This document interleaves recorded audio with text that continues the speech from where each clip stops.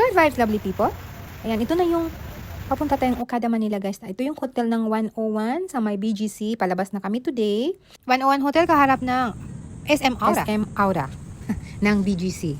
So, ayan. Yan yung makikita natin. At ito, napakalaking puso meron sila dito. At yan. Pasyal-pasyal muna kami saglit habang hinihintay namin yung aming sundo. Pero, bago kami pupunta ng Okada, Manila, ay kakain muna kami sa Pink's Burger. Nagsimula ito sa Hollywood. Sa LA, guys, mayroon din doon branch ng Pink's. Ganito siya.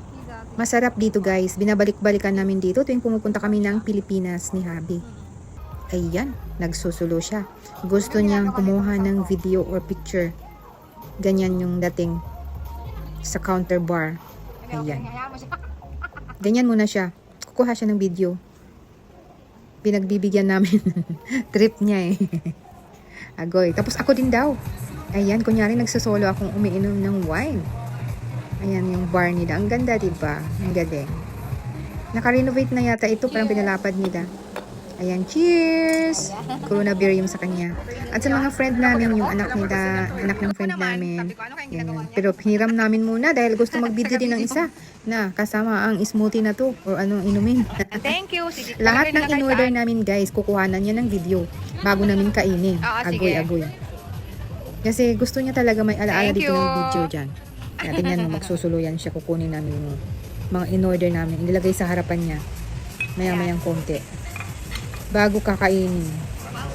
Trip niya talagang kumuha ng video. Ganyan yung hobby ko eh. Parang akala mo, vlogger din siya. Ayan, video muna kami. Post muna kami. Para kahit pa paano ano. Bago siya. Nandoko din tong asawa ko eh. Gusto diyan na talagang kumuha ng video. Kaya ayan oh. Lahat ng in-order namin inilagay na sa lamesa. Sa counter. At kumukuha na siya ng video. Hindi doon kasi yung kinukuhanan niyang pinky. Mamaya na lang. Trip na talaga. Eh sa bagay, hindi pa naman kami gaanong gutom. Ayan. Ang nasa harapan niya. Okay? O, diba? Puro pagkain. Nagpunta rin kami ng LA. Pinuntahan namin talaga ito. Favorito niya talaga yung ganito. Yung style American burger.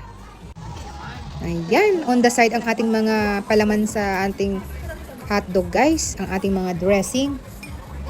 On the side ang ginawa ko. Ayan, ganito ako magawa. Una, alisin ko muna yung hotdog. Ilalagay ko yung mga yung pickles na hiniwa. Ayan ang gagawin ko. Yung white onion na hiniwa din. Ganyan ako maglagay. At pinili ko yung barbecue sauce. Barbecue sauce. Dahan-dahan. Wag sumobra. Mamaya na lang dagdagan kung kinulang. At saka ilagay ang hotdog. At sabi ng asawa ko, lagyan ko daw din ng mayonnaise. Mayonnaise wato. O di sige, lagyan na din. Dapat mamaya na siya. Mayonnaise mo siya na. Ay, kakaiba din daw dahil sa gilid ko daw nilagay. Sabi ko, this is my style. My style. Okay? My way. O, diba? Ayan, ang onion ring. Ang sarap. Ito yung pwede pa akong kumain ng ganito. Ngayon, pa konti-konti na lang. Pwede akong kumain konti lang, hindi lagi. Hindi madami. Tikim-tikim lang ako ngayon. Hindi na pwedeng maraming kain ng ganyan. Mahirap na ang aking tiyan. At yan ang labas ng Pink's. Ang daming building. O, diba? Part lang din to ng BGC, guys. Dito lang din yan sa BGC. Ang sarap-sarap ditong mamasyal. Binabalik-balikan namin talaga dito noon pa. Ayan, pepesto kami. May malaking, electric fan. Nagpapafocus ako. Videohan ako. O, diba? Ayan. Hindi ganyan kako. Layuan mong konti. Pesto naman ako. Ayan, oh. Whoops. Kasama pang talon. Sabi niya, bakit? Kasama ba niya yung talon? Lagi na lang kasi akong talon. Ayan, madaming kinain. Busog-busog po yan. Lirit-lirit po yung tiyan ko. Pinufocus lagi yung ilong ko kasi, kaya ayan. Ayan, walking na kami, guys. Papunta na kami doon sa sasakyan. Dahil travel na tayong papuntang Okada Manila. Ang Okada Manila guys ay is waiting for us today kasi ang aming punta doon mag-stay. Mahangin kami. Pag pumunta kami kasi dito sa Pilipinas, hindi yan pwedeng hindi mag-stay sa Okada. Ayan, may City of Dreams tayong nadaanan. Nakastay na rin kami dito nung bago-bago pa ito. So this me. Oh, halos lahat ng mga bago sinusubukang istehan. Although syempre, okay lang naman dahil siya naman nagbayad. Ako, sama-sama lang ako. Sige lang, sama lang. Agoy. Kaya ayan. Traveling way to Okada. Nagkaliwa na tayo sa road, saka tayo babalik. Yan, marami tayong makikita. Ang dami nang nagbago. Ang dami na rin naita yung building. Dati wala yan. Wala pa yan. Ginagawa pa lang yan. Kahit ginagawa pa lang, talagang spacious pa nga dyan. Then open air pa lahat. Talagang kitang-kita pa yung Okada. Walang katabi. Ngayon, meron na siyang mga katabi. Ay, na-traffic guys. Sa may unahan pala, mayroon daw yung nadisgrasya. Mayroong nagkabanggaan na sasakyan. Grabe. Dapat mag-ingat. Kaya makikita natin guys sa unahan, grabe, bumper to bumper kasi. Kaya ayan, nagkakadisgrasyahan. Lalaki ng mga building dahil yata kakatingin ng mga malalaking building, nagkabanggaan tuloy. Ito na tayo, malapit na tayo sa gate ng Okada Manila. Ito na. Yan ang labas ng Okada pag araw guys. Dati guys, talagang gold na gold yung kulay nito. Hindi na ngayon siya makikita, wala na, nag-fade na yung kulay ng gold niya. Yung labas ng design niya. Pati yung Okada na name, hindi na gaanong kita. Medyo faded na siya. Iikot muna kami. Kasi kukuha na namin ng video yung kabuuan ng Okada dito sa harapan. Mas maganda kasi siya full shots pag talagang kinuhanan siya ng video. Okada Manila! Welcome! Ayan guys. So pag ikot namin, doon natin makikita yung mayroong nagbabanggaan. Grabe. Okay na. Ayan, umikot kami kasi para ma-focus namin pabalik. Ayan, tingnan mo, focus pabalik. Ang name ng Okada. Pero ganun pa man guys, sa gabi grabe ang ganda ng ilaw, 'di ba nito? Nakita niyo naman yung dati kong Ayan guys, ayun yung banggaan, Di ba? Siguro. Bumper to bumper kasi pag nagkabanggaan, ayan tuloy, tingnan niyo. Banggaan. Agoy. Wasak ang harapan at puwitan. Yan, malapit lang yan sa Okada. Kaya nagka-traffic. Dahil may banggaan. May nasundot. Agoy. So, papasok na tayo sa lobby ng Okada. Talagang, double check talaga, guys. Maraming gate guard dyan. Nag-feed. Tapos, pagpasok namin, ayan, pila yung mga nasa, nag-check-in ba yan sila o anong ginagawa nila. Nakapila din kami. Ngayon, may isang staff. Tinawag kami, guys. Tabing ganun, hinila kami at pinapunta kami doon sa VIP lobby. Mabuti na lang pinalipat niya kami dito sa reception ng VIP. So, dito kami nag-check-in. Dito namin chinek yung aming reservation. At ayan, mabilis lang. Tapos na. Yan. Dapat pala dumiretso na kami dito dahil wala mga anong tao. So, kahit hindi kami VIP, nandito kami naka-VIP kasi naka-reserve naman kami. Tapos agad, hindi na kami nakapila. Salamat at tinawag kami.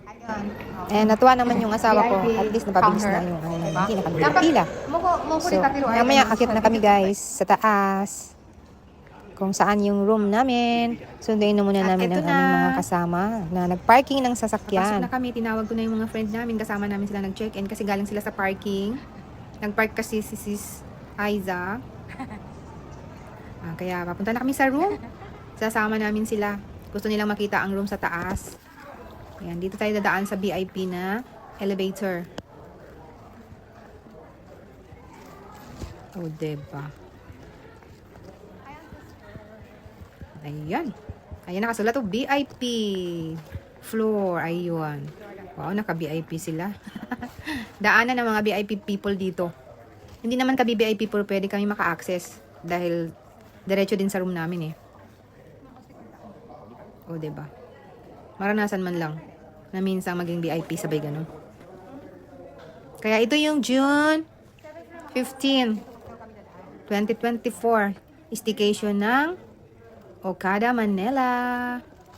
So, andito na kami sa loob ng elevator guys. Marami ding umaakyat gamit dito. Siguro maraming nakaalam na. Kasi hindi talaga ina-access dito ng basta-basta dito guys Yung lalo na yung mga first timer pa, hindi nila kasi alam to. So, yung na may daanan ka dito, ganyan. So mga pwedeng makaalam at pumunta dito sa Okada, may VIP dito na pwede kayong dumiretso sa reception. And kahit hindi VIP ang inyong room, it's okay. Kasi pila doon sa kabilang reception eh. May bago na ring reception ngayon sa kabila. Sa kabilang wings, okay. So, madali na lang siya. Pero kung hindi mo gamay yung lugar, hindi mo talaga alam, pwede kang magtanong, tanong na lang ikaw. Pero todo security yun bago ka pumasok, guys. Mayroon talagang security check. Ayan, nandito na kami. Papaakyat na kami, guys. We have to use our card to access our floor direction. O kung ano kaming floor. So, kahit saan naman, ganito din yung sistema. Kailangan gumamit ng card para maka-access ka at maka-akyat ka sa taas. Ayan, may aakyat pa uli. May sasabay. Ayan, palabas na po. Walking na rin sa papunta sa aming room. Yan, ang ganda talaga, guys. Talagang nung last time na pumunta kami dito, second time namin pumunta dito, presidential suites ang aming nakuha kasi wala nang ibang available na room. Eh, yung presidential suites na ginamit, kinuha namin, sus ko, kakalug-kalug kaming mag-asawa, dalawa lang kami. Kasi pala talagang grabe ang lapad niya, guys. Dalawa ang toilet, dalawa ang bathtub, basta grabe. Kaso lang hindi maganda yung front na namin kasi medyo bintana or bubong yung makikita namin sa kabila sa bintana. Hindi yung pagtingin namin ngayon dito mas maganda. Kahit lang to, nasa twin lang tayo. Twin ba? Twin bedroom lang tayo or lang siya. Hindi naman siya special talaga as in. Pero maganda pa din itong room. Kaya panoorin natin, guys. Huwag kayong umalis. Makita niyo ang loob. At ayan na. Ang loob. Ayan. Twin bed siya, guys. Ang kulay, diba? Deluxe lang. Deluxe ba yata? Twin bed deluxe. Ayan. Mayroon din siyang bufuro or jacuzzi ba tawag nito? Or ano ba yan? Bathtub na. Napakaganda. And then overlooking. Ito yung paggabi, yung fountain. Makikita ang fountain Diba? at night. Na front. Diba? Kita-kita namin. Tsaka rin 7th dito floor sa kasi ito. Cookie, may So, napakaganda. Paano pababa na airplane? So, ayan guys, ang the whole story dito sa pagpasok natin at pag-check-in dito sa Okada, Manila. See you sa next video natin. And the next time around. Bye guys! Love you all! Thank you for